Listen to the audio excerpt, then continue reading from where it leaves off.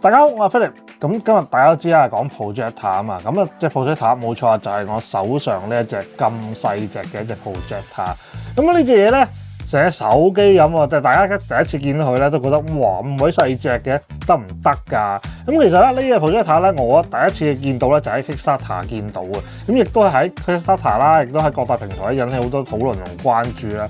咁究竟一隻咁細隻嘅 projector，即係得唔得嘅咧？即係有冇嘢睇㗎？大佬咁細隻，咁咧同大家咧去試下呢隻 projector 啦。咁其實細到咁樣，即係除咗咧擺翻屋企玩，可能去旅行啊、去露營啊，即係諸如此類咧，呢隻嘢咧都有機會可以玩下喎。咁開始之前嘅 like subscribe 我哋 channel 啦，有咩意見下面留言俾我哋一齊傾下。對呢個 projector 啦，對於我哋啦，對呢條片啦，隨便一齊喺下面留言一齊傾下啦。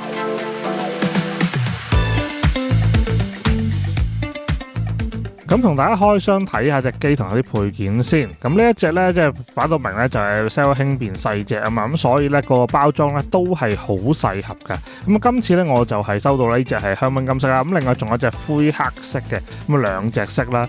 咁其實喺包裝入邊咧都非常之簡單嘅，有一個信封啦，有佢嘅說明書啦。咁另外咧就係咧，即係佢入邊咧就有部主機啦，同埋條 USB-C 嘅充電線嘅。咁老實講啦，其實咧第一次攞起呢隻主機咧，真係覺得幾深刻印象，因為其實佢嘅 size 咧同一部電話真係差唔多。咁另外咧，因為佢冇 HDMI 嘅關係啦，咁佢要跟一個配件咧，即係其實如果大家咧有需要嘅話咧，都可以買一個咁嘅配件嘅。咁就係咧，佢係圖畫套裝會跟啦，或者另外可以買嘅。咁就係一個 HDMI 嘅無線嘅發射啦，咁同埋咧一個 MagPay 就係咧一個磁吸嘅吸盤啦。咁大家有需要咧，譬如吸喺啲唔同嘅表面上面咧，就可以靠呢個吸上去，然後咧磁翻落部機度，就可以唔同角度都可以用到啦。咁而 spec 方面咧，重量280克啦，非常之輕。咁顯示技術就係 DLP 嚟嘅。咁另外咧，對焦同埋體型修正咧都係自動可以嘅。咁投射比就係1.09:1啦。喇叭就有2個1W。咁啊，另外 Type C 嘅連接充電啦。電量就係5000 mAh。咁支援 Android 啦、iOS 啦、Windows 啦、Mac 機嘅。另外藍牙啦。咁解像度1280x720啦。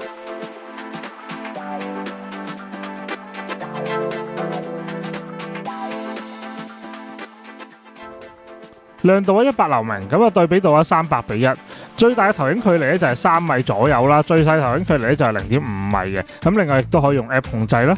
咁因為佢梯形修正啦，同埋對焦咧都係自動啊，咁所以大家一擺埋位咧，佢就自己會做咗修正啊。咁另外咧就係機身咧就有啲 touch 嘅掣啦，咁帶俾大家咧校緊 menu 嘅時候可以用嘅。咁另外咧就側邊咧有個大食聲嘅掣啦，有個開關就好似電話咁樣啊。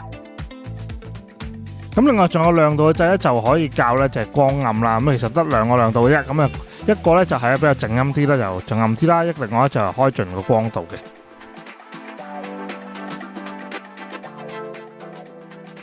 另外咧，其實咧佢可以打直啦，因為你都知啦，即係佢可以咁樣打直噶嘛。咁變咗我哋電話咧好多時直到片啦，打直嘅模式其實佢都可以咧，即係唔使淨係用中間。唔知大家有冇試過咧？即係一啲即係 projector 啦，佢 set up 咗打橫嘅16:9啦，咁但係一打直咧，佢就用到中間咧，其實就好細嘅。咁但係佢又唔同啦，因為佢形狀問題啊，你係點樣 set 都得噶嘛。咁所以你打直都好容易。變咗呢啲 social media 片啦，即係而家你好多直導，譬如 IG 嘅 views 啊成啦，都係直導噶嘛，或者短劇都係直導噶嘛。咁變咗咧呢啲 projector 咧就啱晒，因為其實咧佢就可以即刻俾你任意擺啊，都可以嗰個直導嘅模式嘅。咁你機主打輕便啦，所以好容易咧就用呢啲電話啦或者電腦咧就可以 AirPlay 咗過去隻projector 度嘅。咁但係因為咧大家要記得咧，即係佢係一個咧即係720嘅顯示嚟，咁所以如果你追求咧哇要 4K 啊成咧，咁呢隻咧未必啱你啦。咁實際使用場景其實我自己覺得啦，即係可以係有幾個㗎。咁其實咧，例如係即係喺屋企啦，大家睇 Netflix 啦、睇 YouTube 片啦，咁啊上網睇下片啦，其實都可以咧。即係最緊要佢咧係可以咧，即係咁樣去打直向天花打，因為有時咧，即係如果呢個 set up 咧，其實如果一般舊式嘅 projector 咧係難啲 set up 你瞓呢部機啦。咁其實佢向邊邊都得噶嘛，你需要中意向左向右打直打橫都係可以。咁變咗咧，好容易咧，我就咁就打咗個天花度，一路瞓住張床，一路打住喺天花。天花通常都係白色噶嘛，即係唔知大家會唔會啦。即係天花白色，咁所以打出嚟呢個效果都幾好啊！咁同埋咧，即係佢個，因為我哋喺房間入邊啦，咁就可以咧開翻佢嗰個即係內置喇叭，亦都係好足夠嘅聲音，其實都好大聲嘅喇叭。咁但係當然啦，即係如果你對個喇叭好有要求嘅，可能你額外要加呢個藍牙喇叭啦，或者更加靚嘅喇叭啦。咁但係如果你話最簡單最方便嘅用翻佢內置喇叭，亦都係可以嘅，因為真係好夠大聲嘅。咁但當然啦，音質如果你有要求咧，就另一件事啦。咁你嘅場景咧就係可能你攞出去做嘢啦，有啲情況可能你真係需要，然之後我未遇到即係咁串，我就話出去話同個客講，喂，我係開會今日我自己有對 projector 唔使用你一個，咁通常都唔會嘅。即係如果個客有 projector 嗰個情況，通常都用人哋啦，又或者係啦。咁好少話我自己揞一個出嚟。咁但係當然啦，如果你口袋入邊即係準備咗一個 projector，隨時喺任何情況都可以攞出嚟使用嘅話咧，呢個就係你嘅優勢啦。咁另外第三樣嘢咧就係例如戶外活動啦，或者係家庭聚會咁，就係乜嘢咧？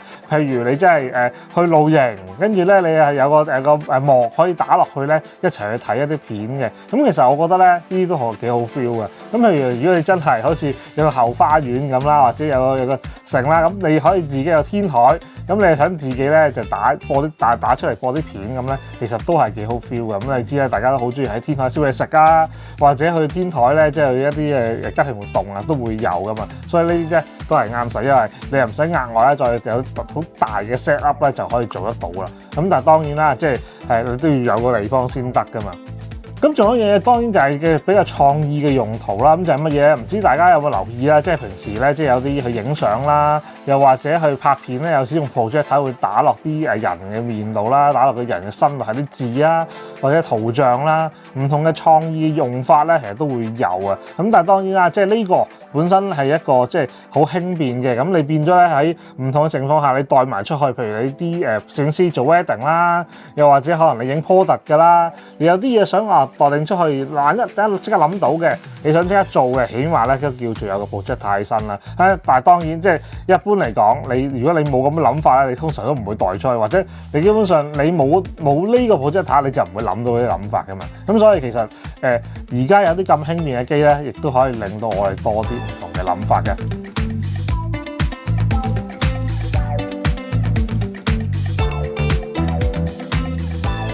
咁講佢嘅優缺點啦，當然佢係細隻啦，即係咁細隻一隻 projector，即係又有自動對焦啦，又唔使校嗰個 focus 啦，亦都係咧佢變形咧都係自動可以校埋啦。咁其實呢樣嘢咧都係方便翻大家咧，對一啲科技產品或者 projector 唔熟嘅人士咧，咁亦都係方便嘅。尤其是你大家即係如果你啱啱接觸嘅話咧，會唔知道原來要領 focus 啊，或者以前啲機係嘅，即係以前啲機可能真係要領 focus，但係當然啦，即係啲新嘅機啦，又或者係即係貴少少嘅機，當然係可以自動啦。咁但係而家咁細隻都可以包埋入去咧，其實我覺得咧佢已經做得幾好噶啦。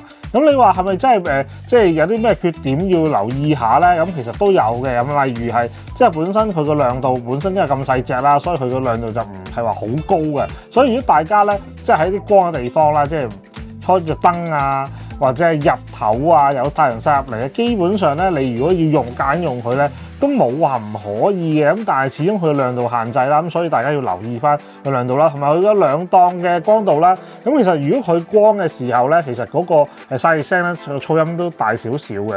咁如果譬如你擺喺床邊啦，你開到最大嘅亮度咧，咁基本上咧即係都會有少少影響你個體驗。但係如果你話唔緊要嘅，即係你係開會或者係你係需要高亮度啲嘢，開翻光啲咧，咁就我覺得你照樣打開啦。咁但係如果你話你想係一個即係本身你已經係好黑嘅環境，例如喺睡房啦，熄個燈啦，咁而你又想聽啲聲好啲咧，咁啊唔好俾佢嘈住咧，你校翻暗啲咧，咁其實個細聲係爭好遠噶啦。咁另外一嘢咧就係電量啦，始終佢細隻，所以佢個電量咧就係得即係1.5小時嘅啫。咁其實勉強叫做夠睇下啦。咁但係如果你話即係好需要好長時間嘅話，拆翻個 USB-C 嘅行動電源咧，咁已經可以，因為其實佢都唔係好食電啦，因為其實咁細隻機，咁如果你真係有需要嘅，咪插翻個行動電源咯，或者你屋企可能擺屋企用插翻火牛 Type C 啫，咁所以其實佢用 Type C 呢個都係好嘅。咁另外就係咧，你話佢冇 HDMI 咩？咁但係其實之前都同大家講咗係有一個即係無線嘅 HDMI 嘅配件啦。咁但係當然，如果佢可以有埋嘅咁就方便啦。但係而家如果你真係有需要，你又冇即係AirPlay。你嘅 MacBook 又全部都唔可以用無線去用佢嘅，你一定要 HDMI， 即係你有啲device 冇嘅，咁你一定要 HDMI 嘅，咁你就要配翻個配件啦。咁但係當然呢個起碼佢有個 solution 俾你，咁但係當然呢個就要留意翻，佢係本身個機身係冇 HDMI 嘅，咁要靠嗰隻手指嘅，咁所以大家要留意翻啦。咁你話即係總結嚟講啦，即係呢樣嘢你話O唔 OK 咧？即係我覺得如果以呢個價錢嚟講，其實咧，我覺得如果大家想係一個體驗，即係一個 projector 嘅話咧，我覺得 OK 嘅。起碼佢咧即係喺我自己用上面啦，即係喺屋企啦成啦。咁其實通常個 projector 都係熄咗燈嘅，咁亮度上面都足夠啦。咁你話細隻其實都好嘅，因為咧以前我啲 projector 即係我自己買過嗰啲咧。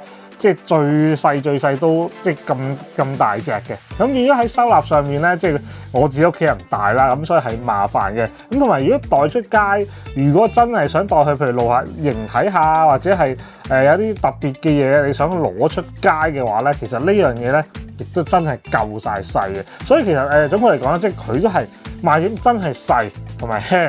係啦，咁如果大家咧覺得呢個係你好重點、好重視嘅一個原因，我覺得呢隻咧都可以試下玩下。咁大家咧如果有興趣咧，下面 description 有條 link，大家可以入去咧去睇下呢個產品啦。咁亦都係咧可以咧留言 share 我嘅 channel， 咁啊支持下我哋嘅。咁啊記得 like share 我哋 channel 啦。咁有咩意見記得下面留言傾下。我哋下一次再揾更多新嘅產品咧同大家去傾下啦。咁我哋下一次再見，拜拜。